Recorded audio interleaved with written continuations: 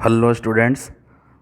ये वीडियो उन स्टूडेंट्स के लिए है जो 10th का एग्ज़ाम तो दे चुके हैं, यानी बोर्ड एग्ज़ाम दे चुके हैं मैट्रिक का, और रिज़ल्ट के इंतज़ार में बैठे हुए हैं। और लॉकडाउन की वजह से वे कहीं किसी क्लास को ज्वाइन भी नहीं कर सके हैं, क्लास नहीं कर पा रहे हैं।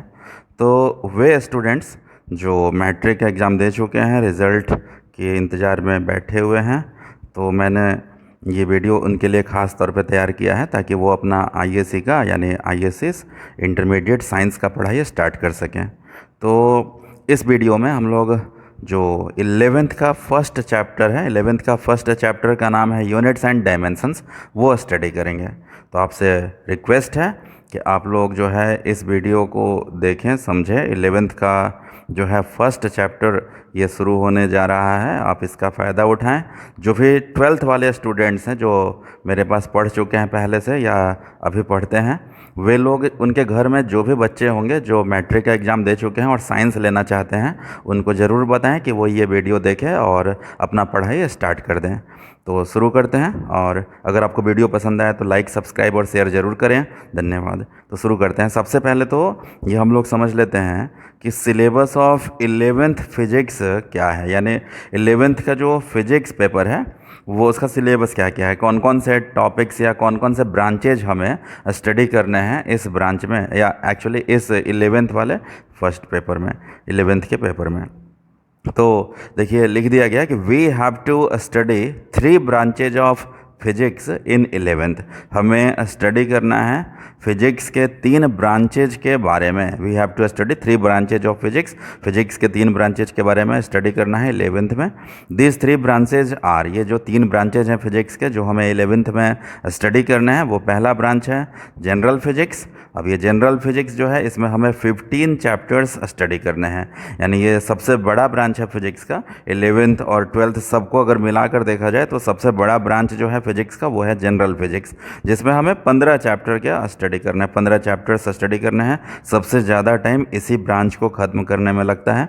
दूसरा ब्रांच है 11th में हीट, और इसमें हमें 4 चैप्टर्स स्टडी करने हैं। हीट को ही हम थर्मोडायनामिक्स भी कहते हैं, इसमें हमें 4 चैप्टर स्टडी करने हैं। और तीसरा ब्रांच है साउंड, इसी को अकॉस्टिक्स भी कहते हैं, अकॉस्टिक्स। तो साउंड इन जनरल साउंड बोलते हैं इस ब्रांच को, और इसमें हमें 2 चैप्टर्स पढ़ने हैं। टोटल 11th में 21 चैप्टर्स हमें स्टडी करने हैं। तो ये 21 चैप्टर्स जो हैं 11th में आपको पढ़ने होंगे। तो इसमें आप ये भी जान लें कि जो 11th का फाइनल एग्ज़ाम होता है, जो 11th का फाइनल एग्ज़ाम होता है, जो इंटरनल एग्ज़ाम होता है किसी भी स्कूल या कॉलेज में, वो इंटरनल एग्ज़ाम में 70 मार्क्स का थ्योरी पेपर होता है, 70 नंबर का थ्योरी पेपर होता है, और 30 नंबर का प्रैक्टिकल करवाया जाता है। यानी theory is equal to 70 marks, practical जो है वो 30 मार्क्स, टोटल 100 मार्क का 11th का पेपर होता है, जो आपको अपने स्कूल में इंटरनल एग्ज़ाम के रूप में देना पड़ेगा अगले साल। अच्छा, और एक बात ये भी जान लेते हैं हम लोग कि the book whose numericals we solve is, यानी वह किताब, वह बुक जिसका न्यूमेरिकल हम लोग सॉल्व करेंगे, वो बुक है कॉन्सेप्ट्स ऑफ फिजिक्स पार्ट 1, और इसके राइटर हैं एच.सी. वर्मा। आप अगर किसी भी दुकान में अगर बोलेंगे एच.सी. वर्मा पार्ट 1 दे दीजिए, तो वो आपको आईएससी का एच.सी. वर्मा का पार्ट 1 जो टेक्स्ट बुक आता है वो आपको दे देगा। यही आपको ख़रीदना है, ये बुक आपको रिकमेंड मैं करूँगा। इसी का न्यूमेरिकल हम लोग बनाएंगे, यानी थ्योरी तो मैं खुद लिखवाऊँगा, थ्योरी जो है उसके लिए आपको कहीं किसी बुक से नहीं पढ़ना है, और वो मैं खुद लिखवाऊँगा, खुद समझाऊँगा। और न्यूमेरिकल हम लोग फॉलो करेंगे एच.सी. वर्मा का, एच.सी. वर्मा पार्ट 1 जो है, जिसका बुक का नाम है कॉन्सेप्ट्स ऑफ फिजिक्स। तो इसके न्यूमेरिकल्स बहुत अच्छे होते हैं, एक सिस्टमेटिक वे में न्यूमेरिकल्स दिए जाते हैं, इसलिए हम लोग इस बुक को फॉलो करेंगे ताकि हमें जो है फ़ायदा हो सके। तो ये मैं समझा रहा था कि 11th में हमें क्या क्या या कौन कौन से ब्रांचेज फिजिक्स के स्टडी करने हैं। तो आपने समझा कि 3 ब्रांचेज हमें स्टडी करना है। जनरल फिजिक्स जिसमें हमें 15 चैप्टर्स स्टडी करना है, हीट जो है ब्रांच, ये फिजिक्स का ब्रांच है जिसमें हमें 4 चैप्टर स्टडी करना है, और साउंड जो ब्रांच है उसमें हमें 2 चैप्टर्स का स्टडी करना है, 2 चैप्टर्स हमें पढ़ना है। तो ये जो जनरल फिजिक्स जो हमारा फिजिक्स का ब्रांच है, इस जनरल फिजिक्स वाले ब्रांच में हमें 15 चैप्टर्स स्टडी करने हैं। हम आज इसी फिजिक्स के ब्रांच को शुरू करेंगे और इसमें जो 15 चैप्टर्स है उसमें से पहले चैप्टर का नाम, फर्स्ट चैप्टर का नाम है यूनिट्स एंड डायमेंशंस। तो ये हम लोग पहला जो चैप्टर है जनरल फिजिक्स ब्रांच का, इसका हम पहला चैप्टर जो है शुरुआत करेंगे। उस पहले चैप्टर का नाम है यूनिट्स एंड डायमेंशंस, हिंदी में उसी को कहते हैं मात्रक एवं विमा। तो देख लेते हैं। देखिए यहाँ पे सबसे पहले आपको दिखेगा कि ये मैंने ये ब्रांच का नाम लिख दिया है, हालांकि ये छिप गया है, मैं और थोड़ा इसको नीचे कर देता हूँ ताकि आप इसको देख कर समझ सकें। ये रहा लिखा हुआ है सबसे पहले जनरल फिजिक्स, ये ब्रांच का नाम हो गया। और इस जनरल फिजिक्स ब्रांच का फर्स्ट चैप्टर का नाम है यूनिट्स एंड डायमेंशंस, हिंदी में क्या बोलते हैं मात्रक एवं विमा, यानी यूनिट्स का मतलब है मात्रक और डायमेंशंस को हिंदी में कहा जाता है विमा।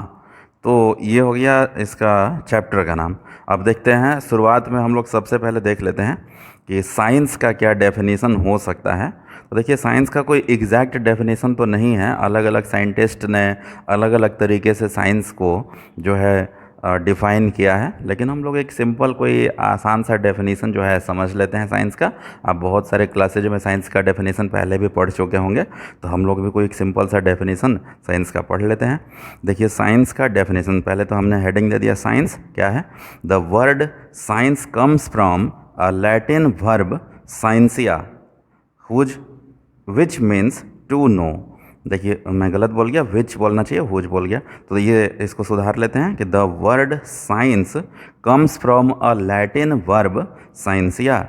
ये जो वर्ड साइंस जो है, जो आजकल हम लोग इस्तेमाल करते हैं, ये जो साइंस शब्द जो है प्रचलित है, वो एक लैटिन वर्ब है और उस वर्ब का नाम है साइंसिया, SCIENTIA। ये साइंसिया, और साइंसिया से ही साइंस बना है, ये लैटिन वर्ब था। और इस साइंसिया शब्द का मतलब है, इस साइंसिया शब्द का मतलब है टू नो, यानी जानना, टू नो यानी जानना। अब ये यहाँ पे मैंने इन्वर्टेड कोमा में डेफिनेशन लिख दिया है कि the knowledge which is gained by human through observations and experiments when organized systematically is called science। ये कहा गया है कि वह नॉलेज जो कि गेन किया गया है, प्राप्त किया गया है ह्यूमन के द्वारा यानी मानव के द्वारा, ऑब्जर्वेशन और एक्सपेरिमेंट्स के द्वारा। जब ये जो नॉलेज यानी जो ज्ञान प्राप्त किया गया है ह्यूमन के द्वारा ऑब्जर्वेशन और एक्सपेरिमेंट के द्वारा, और जब ये ऑर्गेनाइज्ड किया जाता है सिस्टमेटिकली, जब इसको हम ऑर्गेनाइज करते हैं सिस्टमेटिक वे में, तो ये कहलाता है साइंस। यानी जो भी नॉलेज ह्यूमन ने गेन किया है एक्सपेरिमेंट्स और ऑब्जर्वेशन के आधार पर, अगर उसको हम ऑर्गेनाइज कर दें, उसको हम सजा करके रख दें सिस्टमेटिक वे में, उसको लिख दें हम सिस्टमेटिक वे में, तो वो नॉलेज जो है वो कहलाता है साइंस। ये साइंस का एक प्राइमरी छोटा सा डेफिनेशन हो गया। अब आते हैं हम लोग फिजिक्स। अब चूँकि हमारा सब्जेक्ट जो है वो है फिजिक्स, अब फिजिक्स जो है वो क्या है, वो साइंस का ही एक ब्रांच है। तो फिजिक्स का डेफिनेशन, एक सिंपल सा डेफिनेशन फिजिक्स का भी हम लोग देख लेते हैं। फिजिक्स का भी कोई एग्जैक्ट डेफिनेशन देखो नहीं है, लेकिन एक समझने लायक एक छोटा सा और क्यूट सा डेफिनेशन हम लोग देख लेते हैं फिजिक्स का क्या हो सकता है, जो आप पहले लोअर क्लासेज में भी पढ़ चुके होंगे। तो ये एक डेफिनेशन है कि the word physics comes from the Greek word phusis meaning nature. ये जो वर्ड फिजिक्स जो होता है वो एक ग्रीक वर्ड से आया है, ग्रीक शब्द से आया हुआ है। ग्रीक शब्द था फ्यूसिस, FUSIS। ये फ्यूसिस शब्द से फिजिक्स शब्द उत्पन्न हुआ है, और फ्यूसिस का मतलब होता था नेचर, नेचर यानी प्रकृति। तो हैंस यहाँ से डेफिनेशन है फिजिक्स का, hence physics is that branch of science in which we study about nature and natural phenomenon। अतः फिजिक्स जो है, हैंस मतलब होता है अतः, physics is that branch of science. Physics जो है ऐसा ब्रांच है विज्ञान का जिसमें हम लोग स्टडी करते हैं नेचर एंड नेचुरल फिनोमेनन के बारे में, यानी प्रकृति और प्राकृतिक घटनाओं के बारे में। फिनोमेनन यानी घटना। तो ये फिजिक्स जो है ऐसा ब्रांच है साइंस का जिसमें हम लोग स्टडी करते हैं नेचर और नेचुरल फिनोमेनन के बारे में। अब किस प्रकार से हम लोग स्टडी करते हैं, तो कुछ कॉमन एग्जांपल्स जो है नेचुरल फिनोमेनन के बारे में हम लोग समझ लेते हैं। यहाँ देखो लिख दिया गया है, some general natural phenomenon are free fall of an object, किसी वस्तु का मुक्त रूप से गिरना, reflection and refraction of light यानी लाइट का प्रकाश का परावर्तन और अपवर्तन, फॉर्मेशन ऑफ रेनबो यानी इंद्रधनुष का बनना, glowing of a bulb due to supply of electricity यानी किसी बल्ब का जलना इलेक्ट्रिसिटी के सप्लाई के कारण ETC। तो देखिए फिजिक्स जो है एक ऐसा ब्रांच है साइंस का जिसमें हम लोग नेचर और नेचुरल फिनोमेनन के बारे में स्टडी करते हैं। अब अगर आपसे कोई पूछ दे कि कैसे हम लोग स्टडी करते हैं नेचुरल फिनोमेनन के बारे में या नेचर के बारे में स्टडी करते हैं, इस बात को आप एक्सप्लेन कीजिए, तो आप उसको समझाइएगा कि इस फिजिक्स ब्रांच में हम लोग क्या करते हैं कि जैसे फॉर्मेशन ऑफ रेनबो का जो है स्टडी करते हैं, यानी इंद्रधनुष के बनने का स्टडी करते हैं। तो इंद्रधनुष का बनना जो है वो एक नेचुरल फिनोमेनन है और इसका एक्सप्लेनेशन, इसकी पढ़ाई हम फिजिक्स में करते हैं। इसी तरह से अगर हम लोग ये देखते हैं कि कोई भी एक ऑब्जेक्ट जो है, किसी वस्तु को अगर हम लोग किसी हाइट से अगर रिलीज कर दें, किसी हाइट से अगर हम छोड़ देते हैं, तो वो फ्री फॉल करता हुआ नीचे जाना शुरू कर देता है अर्थ की तरफ। यानी कोई भी ऑब्जेक्ट हाइट से रिलीज करने पर वो नीचे की ओर गिरना शुरू कर देता है। तो ये भी एक नेचुरल फिनोमेनन है।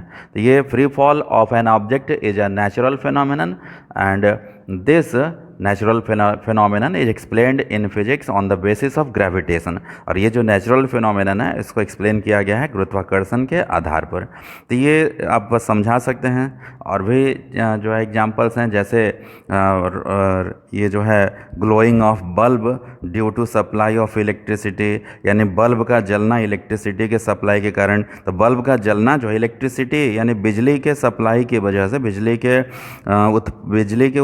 बिजली के प्रयोग के कारण बल्ब का जलना जो है वो एक नेचुरल फिनोमेनन है। इसी तरह से बहुत सारे अदर एग्जांपल्स भी आप बता सकते हैं नेचुरल फिनोमेनन के बारे में, कि जैसे spontaneous stopping of a body due to friction, यानी किसी बॉडी का खुद ब खुद रुक जाना घर्षण के कारण।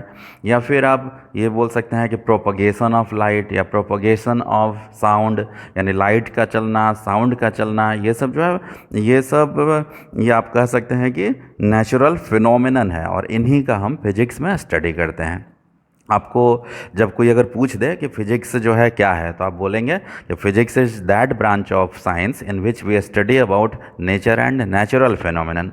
अगर तुरंत फिर ये कोई पूछ दे कि फिजिक्स में नेचुरल फिनोमेनन का हम स्टडी करते हैं, इस बात को समझाइए, इस बात को क्लियर कीजिए, एक्सप्लेन कीजिए, तो आप फटाफट ये बोल देंगे कि फिजिक्स में हम लोग जो नेचुरल फिनोमेनन होते हैं उनका स्टडी करते हैं। जैसे एक नेचुरल फिनोमेनन हो गया कि किसी ऑब्जेक्ट का फ्री फॉल होना, तो किसी ऑब्जेक्ट का फ्री फॉल होना जो है वो नेचुरल फिनोमेनन है, हम लोग उसका स्टडी करते हैं फिजिक्स में।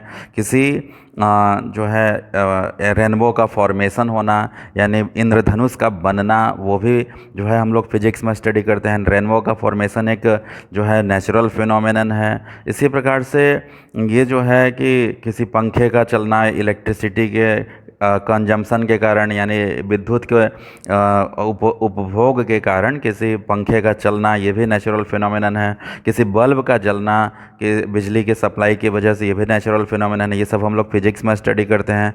किसी वस्तु का सतह पर चलते चलते अपने आप रुक जाना घर्षण की वजह से, ये भी हम लोग फिजिक्स में स्टडी करते हैं।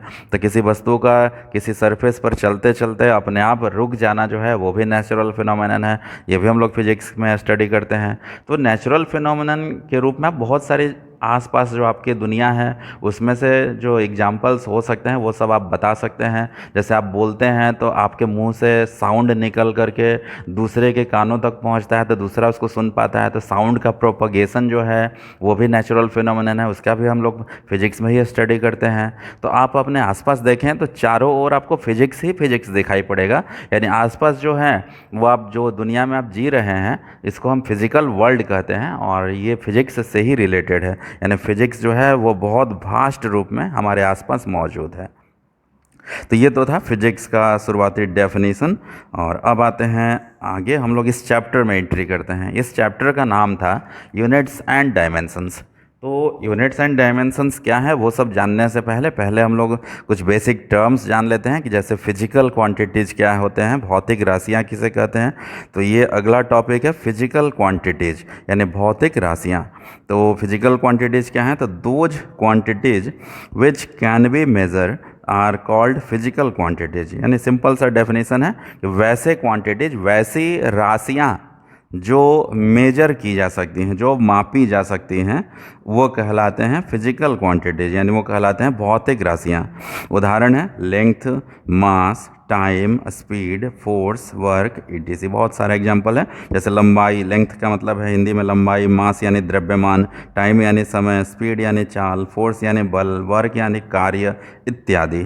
तो फिजिकल क्वांटिटीज बेसिकली क्या होते हैं, तो वैसे क्वांटिटीज जो मेजर किए जा सकते हैं यानी जो मापे जा सकते हैं, वे सभी फिजिकल क्वांटिटीज कहलाते हैं। जैसे उदाहरण में हमने लिख दिया कि length, mass, time, speed, force, work. इसके अलावा आप ये भी बोल सकते हैं कि आप बोल सकते हैं वेलोसिटी, आप बोल सकते हैं एनर्जी, आप बोल सकते हैं पावर। ये बहुत सारे और भी आप जो लोअर क्लासेज में पढ़ चुके होंगे वो सब फिजिकल क्वांटिटीज हैं। अगला टॉपिक है यूनिट, या फिर हम इसको कह सकते हैं unit of a physical quantity. यानी यूनिट क्या है या unit of a physical quantity क्या होता है, हिंदी में इसको कहते हैं मात्रक। मात्रक या इकाई भी इसी को कहते हैं। तो यूनिट या इकाई या मात्रक या unit of a physical quantity क्या है, उसका बेसिक डेफिनेशन यहाँ लिखा हुआ है। तो ये डेफिनेशन है कि to measure a physical quantity a standard quantity is used. कहा गया है कि किसी फिजिकल क्वांटिटी को मापने के लिए, मेज़र करने के लिए एक स्टैंडर्ड क्वांटिटी जो है यानी मानक राशि यूज होता है। यानी किसी भी फिजिकल क्वांटिटी को मापने के लिए एक स्टैंडर्ड क्वांटिटी यूज होता है। That standard quantity is called unit of that physical quantity. वह जो स्टैंडर्ड क्वांटिटी है वो कहलाता है यूनिट यानी मात्रक उस भौतिक राशि का। फॉर एग्जाम्पल ये आप समझ लें, ई जो लिखा हुआ है E.G. स्मॉल लेटर में, इसका मतलब है, ई का मतलब है एग्जाम्पल और जी का मतलब है gratia, example gratia. Example gratia का मतलब होता है फॉर एग्जाम्पल, फॉर एग्जाम्पल यानी उदाहरण के लिए। तो ये जो है ईजी का आप मतलब समझेंगे, ईजी का मतलब आप एग्जाम्पल नहीं समझेंगे, इसका मतलब है एग्जाम्पल ग्रेसिया और इसका इंग्लिश में अर्थ होता है फॉर एग्जाम्पल। और फॉर एग्जाम्पल का हिंदी में मतलब होता है उदाहरण के लिए। तो देख लेते हैं कि unit of length is metre और सेंटीमीटर और foot. Unit of mass is kilogram और ग्राम और pound. Unit of time is second और मिनट और आवर etc। तो क्या हमने समझा कि यूनिट किसे कहते हैं, तो यूनिट के बारे में लिखा हुआ है कि किसी भी फिजिकल क्वांटिटी को मापने के लिए एक स्टैंडर्ड क्वांटिटी इस्तेमाल होता है और वह स्टैंडर्ड क्वांटिटी जो है वो कहलाता है यूनिट उस भौतिक राशि का। जैसे उदाहरण के तौर पे आप देख लेते हैं कि लेंथ जो है वो एक फिजिकल क्वांटिटी है और लेंथ को मापने के लिए हम लोग या तो मीटर या फिर सेंटीमीटर या फिर फुट नाम के स्टैंडर्ड क्वांटिटीज़ यूज करते हैं। तो ये जो है लेंथ फिजिकल क्वांटिटी है और लेंथ को मापने के लिए ये जो मीटर या सेंटीमीटर या फुट नामक जो हमने स्टैंडर्ड क्वांटिटीज़ इस्तेमाल किया, ये स्टैंडर्ड क्वांटिटीज़ कहलाते हैं यूनिट ऑफ लेंथ। इसी प्रकार से unit of mass is kilogram और ग्राम और पाउंड। तो ये मास जो है वो एक फिजिकल क्वांटिटी है, मास यानी द्रव्यमान। द्रव्यमान एक भौतिक राशि है और इसको मापने के लिए हम लोग या तो किलोग्राम या फिर ग्राम या फिर पाउंड नामक जो है स्टैंडर्ड क्वांटिटीज इस्तेमाल करते हैं। इसका मतलब है कि मास का यूनिट जो है वो क्या है, तो किलोग्राम या फिर पाउंड या फिर ग्राम। इसी तरह से unit of time is second और मिनट और आवर। यानी टाइम एक फिजिकल क्वांटिटी है और टाइम का जो यूनिट है वो है या तो सेकेंड है या फिर मिनट है या फिर आवर है इत्यादि। तो ये हमने समझा कि यूनिट किसे कहते हैं। उसके पहले हमने देखा कि फिजिकल क्वांटिटी क्या होते हैं। अब आते हैं टाइप्स ऑफ यूनिट्स, यानी हिंदी में मात्रकों के प्रकार। टाइप्स ऑफ यूनिट्स यानी मात्रकों के प्रकार। तो ये जो मात्रक यानी यूनिट हमने अभी पढ़ा इसके पहले, वो यूनिट्स दो प्रकार के होते हैं। तो there are two types of units, यानी दो प्रकार के यूनिट्स के होते हैं, दो प्रकार होते हैं। पहला है फंडामेंटल यूनिट्स यानी मूल मात्रक या बेसिक यूनिट, इसी को हम बेसिक यूनिट्स भी कहते हैं। और दूसरा है derived units, DERIVED, derived units यानी व्युत्पन्न मात्रक। तो ये दो प्रकार के यूनिट्स होते हैं। कौन कौन से? फंडामेंटल यूनिट्स और डेराइव्ड यूनिट्स। तो आप ये समझें कि ये जो हम लोग अभी पढ़ रहे हैं ये तब का कॉन्सेप्ट है जब SI सिस्टम नहीं बना था। देखिए अभी आप कंफ्यूज होंगे, बहुत सारे लोगों को ये लगेगा कि यूनिट्स तो तीन प्रकार के होते हैं तो हमने दो ही क्यों लिखा। तो आप समझें कि SI सिस्टम में आगे जो हम लोग पढ़ेंगे, SI सिस्टम जो है उसमें यूनिट्स तीन प्रकार के माने गए हैं। लेकिन इन जनरल ये जब SI सिस्टम जब तक नहीं बना था तब तक यही माना जाता था कि दो ही प्रकार के यूनिट्स होते हैं, एक फंडामेंटल और दूसरा डेराइव्ड। तो ये फंडामेंटल यूनिट्स और डेराइव्ड यूनिट्स क्या होते हैं वो हम लोग देखते हैं क्या होते हैं अगले पेज में। तो नेक्स्ट पेज देखिए, ये सबसे पहले तो इसमें फंडामेंटल यूनिट्स क्या होते हैं इनका डेफिनेशन लिखा हुआ है। तो the units of length, mass and time are called fundamental units. बहुत सिंपल सा डेफिनेशन है और ये ओल्ड कॉन्सेप्ट है। जब SI सिस्टम नहीं बना था तब का ये कॉन्सेप्ट लिखवाया जा रहा है कि ये जो है फंडामेंटल यूनिट्स, पहले के लोग ये मानते थे कि units of length, mass and time are called fundamental units, यानी लंबाई, द्रव्यमान और समय के जो यूनिट्स होते हैं, जो मात्रक होते हैं, वे कहलाते हैं फंडामेंटल यूनिट्स। जैसे उदाहरण है, अब आप सोच लीजिए कि लेंथ का यूनिट क्या क्या होता था। तो लेंथ का यूनिट होता था मीटर, इसके अलावा फुट और या फिर सेंटीमीटर। उसी प्रकार से मास का यूनिट क्या होता था? तो किलोग्राम, ग्राम या पाउंड। इसी तरह से टाइम का यूनिट क्या है? तो सेकेंड, मिनट, आवर। तो एग्जाम्पल में हम लोग यही लिख देंगे, यानी लेंथ, मास एंड टाइम, इन तीनों के जो भी यूनिट्स हैं सब इसके एग्जाम्पल हो जाएंगे। तो लेंथ का यूनिट होता था मीटर, सेंटीमीटर, फुट। इस तरह से मास का यूनिट था किलोग्राम, ग्राम, पाउंड। इसी तरह से टाइम का यूनिट होता था सेकेंड, मिनट, आवर, ETC। अब आते हैं डेराइव्ड यूनिट्स क्या होते हैं, व्युत्पन्न मात्रक किसे कहते हैं। तो those units which are made up by fundamental units are called derived units. यानी वैसे यूनिट्स, वैसे मात्रक जो बने हुए हैं, मेड अप मतलब होता है बना होना, तो वैसे यूनिट्स जो बने हुए हैं फंडामेंटल यूनिट्स से, वे कहलाते हैं आर कॉल्ड डेराइव्ड यूनिट्स, यानी व्युत्पन्न मात्रक। तो वैसे कोई भी यूनिट जो फंडामेंटल यूनिट्स से बना हुआ हो उसे हम डेराइव्ड यूनिट कहते हैं। जैसे आप समझिए कि ये जितने भी एग्जाम्पल्स हमने लिखा पिछले वाले टॉपिक में, ये सब फंडामेंटल यूनिट्स हैं। और इन फंडामेंटल यूनिट्स को इस्तेमाल करते हुए अगर कोई नया यूनिट बना दिया जाए तो उस नए यूनिट को हम कहेंगे डेराइव्ड यूनिट्स। अब इस बात को यहाँ पर एग्जाम्पल में देख लेते हैं। तो फॉर एग्जाम्पल लिखा हुआ था, unit of speed is metre per second और सेंटीमीटर पर सेकेंड और फुट पर सेकेंड। देखिए यहाँ पे स्पीड जो है वो एक ये फिजिकल क्वांटिटी है और इसका जो है यूनिट होता है वो या तो मीटर पर सेकेंड होता है या फिर सेंटीमीटर पर सेकेंड है या फिर फुट पर सेकेंड है। तो यहाँ पे हम लोग देखिए देख लेते हैं कि जो स्पीड का यूनिट जो है मीटर पर सेकेंड, इसमें देखिए मीटर भी एक फंडामेंटल यूनिट है, सेकेंड भी एक फंडामेंटल यूनिट है। तो मीटर फंडामेंटल और सेकेंड भी फंडामेंटल, इन दोनों को इस्तेमाल करते हुए, दोनों को यूज करते हुए हमने एक नया यूनिट बना दिया मीटर पर सेकेंड। तो चूँकि ये मीटर पर सेकेंड जो यूनिट है ये फंडामेंटल यूनिट्स का इस्तेमाल करके बनाया गया है, इसलिए यह एक डेराइव्ड यूनिट है। तो ऐसे कोई भी यूनिट जो फंडामेंटल यूनिट्स से बना हुआ हो उसे हम डेराइव्ड यूनिट कहते हैं। उसी तरह से सेंटीमीटर पर सेकेंड या फुट पर सेकेंड भी ये सब डेराइव्ड यूनिट्स हो गए। अगला एग्जांपल है, unit of acceleration is metre per second square और सेंटीमीटर पर सेकेंड स्क्वायर और foot per second square ETC। ये एक्सेलरेशन हिंदी में इसको बोलते हैं त्वरण। तो एक्सेलरेशन या त्वरण जो है वो एक फिजिकल क्वांटिटी है और इसका मात्रक जो है, इसका यूनिट है मीटर पर सेकेंड स्क्वायर या फिर सेंटीमीटर पर सेकेंड स्क्वायर या फिर फुट पर सेकेंड स्क्वायर इत्यादि। तो आपने क्या समझा कि लेंथ, मास और टाइम, इन तीनों के यूनिट्स को कहा जाता है फंडामेंटल यूनिट्स। और इसी तरह से वैसा कोई भी यूनिट जो फंडामेंटल यूनिट्स को यूज करके बनाया गया होगा उसे हम कहते हैं डेराइव्ड यूनिट्स। यानी दो units which are made up by fundamental units are called derived units. अब यहाँ पर एग्जाम्पल काफ़ी सारे लिखे गए हैं, अब देख लेंगे, समझने का कोशिश करेंगे। अगला टॉपिक है सिस्टम्स ऑफ यूनिट्स, मात्रकों की प्रणालियाँ। सिस्टम्स ऑफ यूनिट्स यानी मात्रकों की प्रणालियाँ। तो लिखा हुआ है there are mainly 4 systems of units. मुख्यतः 4 सिस्टम ऑफ यूनिट होते हैं। मुख्यतः 4 सिस्टम ऑफ यूनिट्स हैं जो प्रचलित हुए थे। फर्स्ट है CGS सिस्टम ऑफ यूनिट्स, दूसरा है FPS सिस्टम ऑफ यूनिट्स, तीसरा MKS system of units and चौथा है SI सिस्टम ऑफ यूनिट्स। तो इसमें सबसे पहले हम लोग देख लेते हैं कि CGS सिस्टम ऑफ यूनिट्स क्या होता है।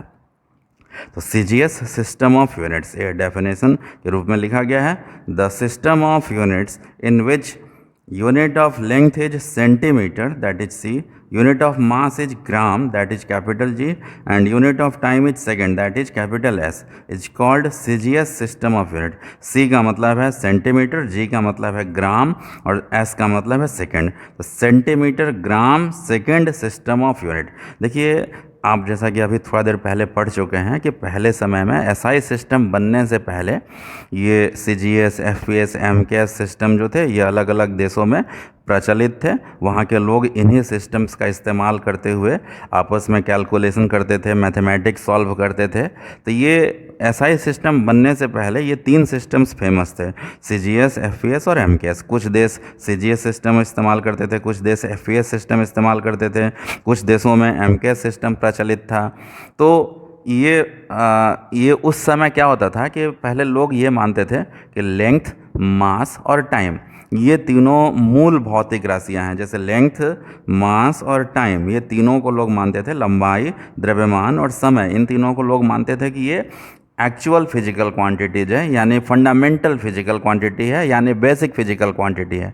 और उसी आधार पर ये डेफिनेशन भी लिखा हुआ है कि वैसा सिस्टम ऑफ यूनिट जिसमें कि लेंथ का मात्रक सेंटीमीटर होगा, मास का मात्रक जो है वो ग्राम होगा और टाइम का मात्रक जो है सेकेंड होगा, वह कहलाता है CGS सिस्टम ऑफ यूनिट। यानी the system of units in which unit of length is centimetre, unit of mass is gram and unit of time is second is called CGS system of unit. यानी वैसा system जिसमें लंबाई का मात्रक centimetre, मास का मात्रक है ग्राम और समय का मात्रक है सेकेंड, वो कहलाता है CGS system of unit.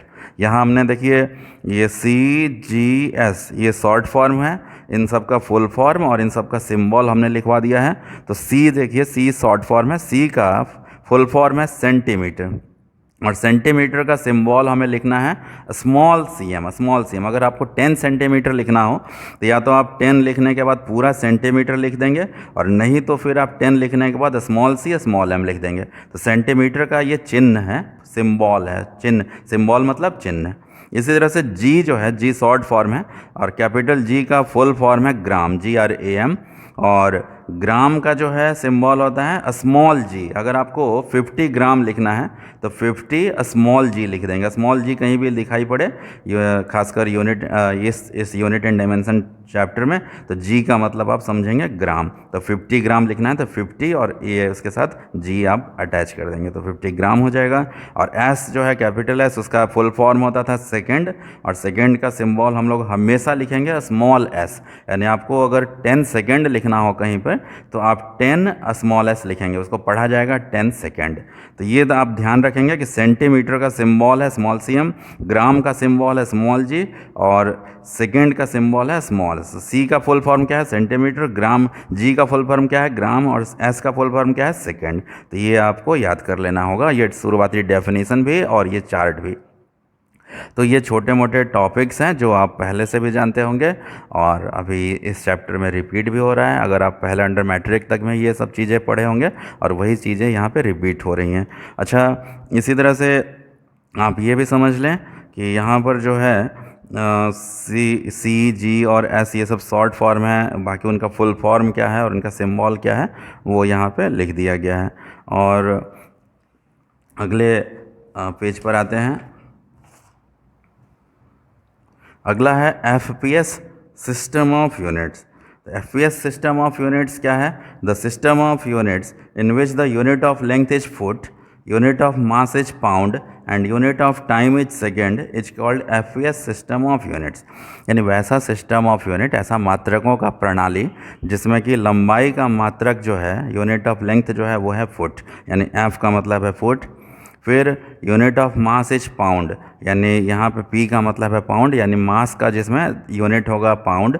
And unit of time is second, यानी जिसमें समय का मात्रक सेकेंड है, वो कहलाता है FPS सिस्टम ऑफ यूनिट। तो यहाँ पे foot, pound, second, system of unit आप ऐसे याद रख सकते हैं। पिछले बार की तरह हमने इसमें भी देखिए शॉर्ट फॉर्म, फुल फॉर्म और सिंबल लिख दिया। F जो है वो शॉर्ट फॉर्म है, इसका फुल फॉर्म है फुट, इसका सिंबल हम लोग लिखते हैं स्मॉल FT। P जो है उसका फुल फॉर्म हम लोग लिखते हैं पाउंड, और पाउंड का जो है सिंबल हम लोग लिखते हैं स्मॉल LB। ये थोड़ा अलग है, पाउंड है लेकिन पाउंड का सिंबल हम लोग P से ना लिख के स्मॉल LB लिखते हैं। क्यों लिखते हैं मैं बताऊंगा। और S का फुल फॉर्म है सेकेंड, और सेकेंड का सिंबल हम लोग लिखेंगे स्मॉल s, या स्मॉल LB या स्मॉल s या स्मॉल FT है। तो अब रहा बात कि पाउंड का सिंबल LB क्यों है, तो देखिए मैंने यहाँ कॉन्सेप्ट में लिख दिया है।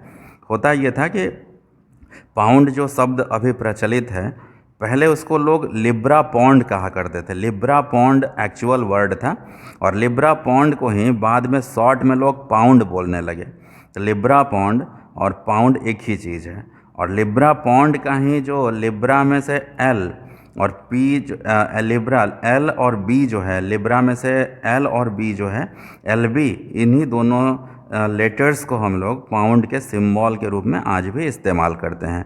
तो पाउंड जो था एक्चुअल में पहले होता था लिब्रा पौंड, और लिब्रा पौंड में से जो LB है वो हम एज ए सिंबल आज इस्तेमाल करते हैं। तो ये पाउंड का सिंबल LB क्यों है आप किसी को भी समझा सकते हैं। और अगला तीसरा नंबर जो सिस्टम है वो है MKS सिस्टम ऑफ यूनिट्स।